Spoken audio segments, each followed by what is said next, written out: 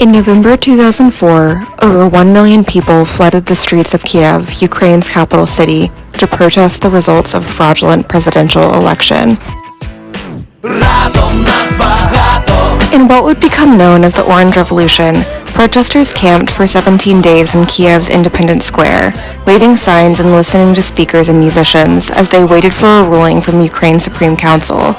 The ultimate success of the Orange Revolution, symbolized by the Supreme Council's decision to overturn the election, and the ultimate victory of the opposition party in the subsequent runoff election, stood as the culmination of decades of organizing by Soviet dissidents and thousands of Ukrainians around the idea of Ukraine as a democratic nation, and almost a century of fighting for autonomy and recognition as an independent people. While the leaders of what many saw as the newly democratic Ukraine would suffer from infighting, resignations, dismissals, and ultimately lose power in 2010, the sense of identity formed across Ukraine as a result of the Orange Revolution in 2004 would ultimately shape how Ukrainians would react and mobilize against perceived injustice in perpetuity.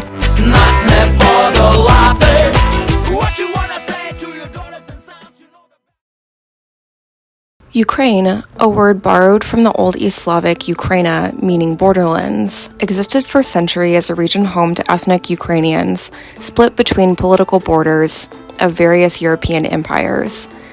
At the beginning of the 20th century, most of what is now Ukraine lay within the Russian Empire, while the easternmost region, known as Galicia, was part of Austria-Hungary. Following the onset of the Bolshevik Revolution in 1917, Ukrainians began organizing around national independence. The following year, in 1918, Ukraine declared independence from Russia, forming the Ukrainian People's Republic and establishing Ukrainian political autonomy for the first time. However, after several years of political turmoil, the UPR was dissolved and replaced by the Ukrainian Soviet Socialist Republic, which ultimately became part of the Soviet Union at the time of its inception in 1922. After decades of violent cultural repression by the Soviet government and corresponding with a growing movement to dissolve the Soviet Union in the late 1980s, Ukrainians began serious protest and organizing for independence in 1990. In December 1991, the Ukraine SSR held a national referendum which resulted in more than 90% of Ukrainians voting for independence. The grassroots organization for Ukrainian independence, influenced by activists from surrounding Baltic and Eastern European countries and dissident leaders from the Soviet era, and in large part led by students and young people of Ukraine, would come to inform the tactics of Ukrainian activists for generations to come, as the people of Ukraine continue to struggle for autonomy from Russian political influence, as well as realize true democracy.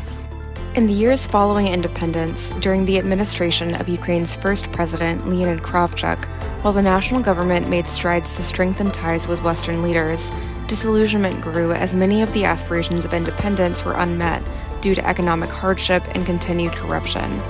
With the election of Ukraine's second president, Leonid Kuchma, in 1994, Ukrainians were promised a stake in a newly invigorated economy. However, when a handful of elite business people began fraudulently buying bulk shares of national companies originally intended to be popularly owned, a new oligarchy which controlled much of Ukraine's political decision-making took hold, and most Ukrainians saw none of the promised benefits of privatization.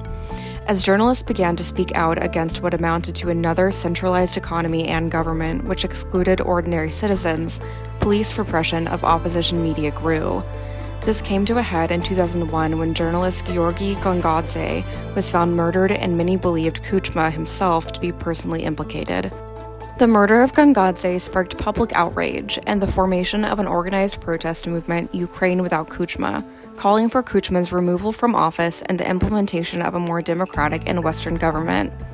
Kuchma's Prime Minister Viktor Yushchenko and Deputy Prime Minister of Fuel Yulia Tymoshenko, both ousted by Kuchma later the same year, formed a political alliance called Our Ukraine People's Self-Defense Bloc, strategizing the most likely way to remove Kuchma from power would be through the electorate. Following the formation of the Our Ukraine coalition, which included members from Ukraine's Socialist Party and other key political parties, the Ukrainian government under Kuchma continued efforts to suppress the growing opposition by targeting their leaders. In 2002, Tymoshenko was charged with a series of crimes which were later debunked. In 2004, during the months leading up to the election, Yushchenko was victim to an assassination attempt via poisoning, widely considered to be the doing of President Kuchma and his allies. He ultimately returned to the campaign trail as the main opponent to Kuchma's successor, Viktor Yanukovych. The obvious and violent repression of the Kuchma administration fueled nationwide organizing and protests, which eventually poised citizens to mobilize quickly when thousands of ballots were fraudulently cast after polls had closed on election day, and the government-controlled media declared victory for Yanukovych, who had decisively lost to Yushchenko according to tallies before ballot closings as well as exit polls. The Orange Revolution culminated in both a strategic victory, the Supreme Court's decision to nullify the falsified election results, and a symbolic one, the inauguration of a newly and democratically elected Yushchenko in the weeks to follow. These victories can be understood through the tactics and groups used to awaken public consciousness and draw disparate policy groups into a single negative coalition against the Kuchma regime. While there are several more factors than we have time to cover, three stand out as noteworthy: the role of internet-based information flows in sparking the electoral revolution, the role of women in activating the non-participating public, and the role of music in building social cohesion around a master narrative. While only 1 to 2% of the population had access to the internet, it was enough to mobilize citizens towards an eventual victory. Dissentant journalist Georgy Gongadze began one of Ukraine's first online news outlets, Ukrainskaya Pravda, which would become a hub for opposition information, as well as the site where the story of his disappearance was first published, sparking national outrage and the Ukraine Without Kuchma movement. Despite the regime's best effort to repress coverage of the incident by TV, radio, and major print media, internet-based media was a major alternative source of information free of the authorities' total control over traditional media sources. In a pre-social media age, information reached wider masses of the population through an intermediary step made of various opinion makers who had internet access. Political pundits, community leaders, and movement organizers were able to spread the movement through offline channels. Yulia Tymoshenko, who later served as prime minister, played an important role in building coalitions across parliamentary groups. At the time of the revolution, Yushchenko's backers were primarily parliamentary figures and supporters of medium businesses and political movements on moral principles. Parliament officials, who represented the interests of big business, had been looking for the opportunity to adjust themselves towards current politics. As a close ally to the faction and a political figure well liked by the general public, Yulia Tymoshenko provided an important bridge. She served as the quote-unquote cover girl of the revolution. In comparison to the old guard Kuchma regime, her braided hairstyle and everyday aesthetic made her relatable to the general public. Music also played a critical role in mobilizing cultural cleavages and symbolic capital to construct a negative coalition across diverse policy groupings and the non-participating public. As the movement picked up steam, the Ukrainian music group Green Jolly released a song entitled "Together We Are Many" to encourage Ukrainian citizens to participate in the upcoming election. The song was played on radio stations and at protests across Ukraine, and the song's lyrics soon became the movement's anthem. Young people also played an important role in sparking the revolution. The student group Pora was instrumental in raising awareness for voting rights among the non-participating public ahead of the first-round election on October 31st, 2004. Yushchenko's inauguration on 23 January 2005 marked the official end of the Orange Revolution.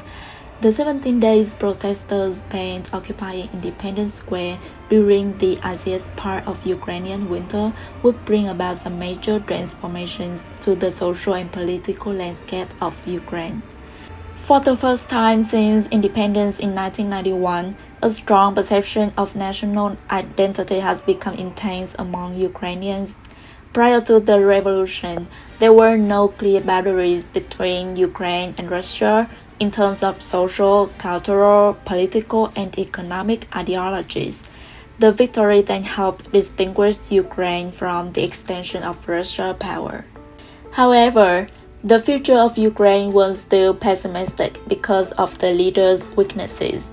In 2004, Yushchenko was widely supported by more than half of Ukraine's population, but later ended up receiving nearly around 5% votes in the 2010 presidential election, and was defeated by his rival Yanukovych.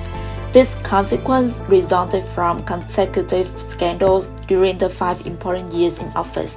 He involved himself in infighting with his coalition, failed to accomplish major economic reforms, and showed lack of commitment to Euro-Atlantic integration.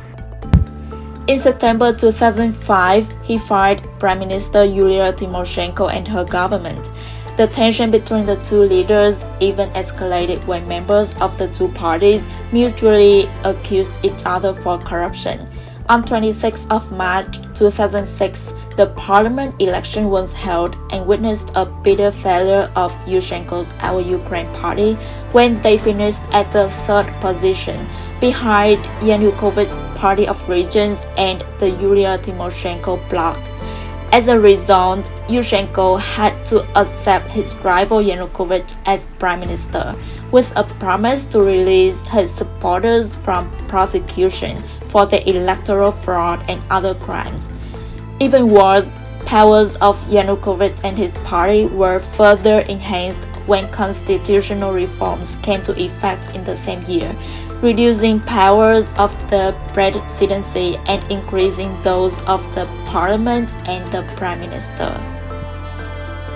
The political conflict also hampered the economic development of Ukraine. After the electoral success, Yushchenko failed to achieve economic reforms because of disagreements over fundamental policy issues within his government.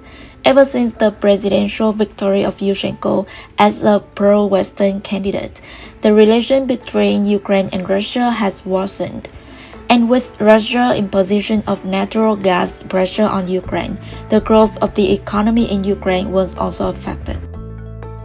After the victory of the Orange Revolution, pro-Western Ukrainians were optimistic about democracy and integration into Euro-Atlantic institutions. However, in order to achieve the goal, there were certain requirements for political and economic reforms, yet Yushchenko has never been able to accomplish. He also failed to bring to justice the high-ranking officials under Kuchma, who were responsible for corruption, election fraud, and the journalist murder, which was also important for democracy transition. In modern reporting of the Orange Revolution, the movement is sometimes portrayed in contrast to the 2014 uprising dubbed the Euromaidan Revolution, and at times is used as a way to criticize Maidan as overly violent and disorganized. However, this tends to paint the Orange Revolution as simple and without conflict, disregarding the decades of violence endured by dissidents, which spurred movements like Ukraine Without Kuchma, and the generations of building complex and at times contentious coalition networks in the face of consistent government repression and propaganda. PORA, a decentralized national student organization which had several factions rooted in which tactics they believed to be most effective, was largely responsible for widespread voter education and amassing public participation. In many ways, PORA was a legacy of the student-led Revolution on Granite in 1991 for Ukrainian independence, which was informed and fueled by the work of dissidents like Vyacheslav Chornovil, who were imprisoned for decades during Soviet rule. PORA successfully navigated both internal disagreements and state propaganda, which framed the organization as a terrorist group by regularly strategizing amongst themselves, designing tactics like humor to elicit public sympathy in the face of state disinformation, a method crafted in dialogue with Serbia's anti-authoritarian youth movement Otpor. Both young and elderly women, historically excluded from Ukrainian and Soviet political spheres, also played an important, if underreported, role in the revolution. First, women began claiming actual political presence for the first time in the nation's history, which would come to impact national policies on gender equity in years to come. Secondly, women helped shape the narrative around the Orange Revolution's presence and ideals, exploiting their positions within the patriarchal Ukrainian social imaginary as moral authorities to activate their social circles in support of the movement and craft a public narrative of peace while working to invoke defections among police forces by placing flowers on the shields of anti-protest police. First, the period of preparation played an important role in the Orange Revolution, in which there were two wise decisions that partially contributed to its success. setting an achievable goal and taking advantage of the political calendar. These strategic decisions were concluded from the failure of former campaigns, whose main purpose was to demand the resignation of then President Kuchma. The leaders of those protests eventually realized that Kuchma's government was untouchable, and his removal from power was far from a feasible goal. Therefore, the upcoming presidential election of October 2004 would be an opportunity to change the status quo. Second, spillovers from preceding protests also determined the success of the Orange Revolution. That is to say, the Orange Revolution inherited most of the legacies, especially from Ukraine without Kuchma, including slogans, tactics, and even general spirit. These two revolutions were organized in very similar manners by the same politicians and activists, that the former can be considered a good practice for the latter to happen at the right time. Last, consolidating gains after victory is important. A person who successfully leads a civil movement doesn't mean he can lead a country. The Orange Revolution succeeded with Yushchenko's inauguration, but it failed to build the democracy for Ukraine. Yushchenko was the hero of the revolution, but merely after 5 years in office, he ended up being a great disappointment for his supporters.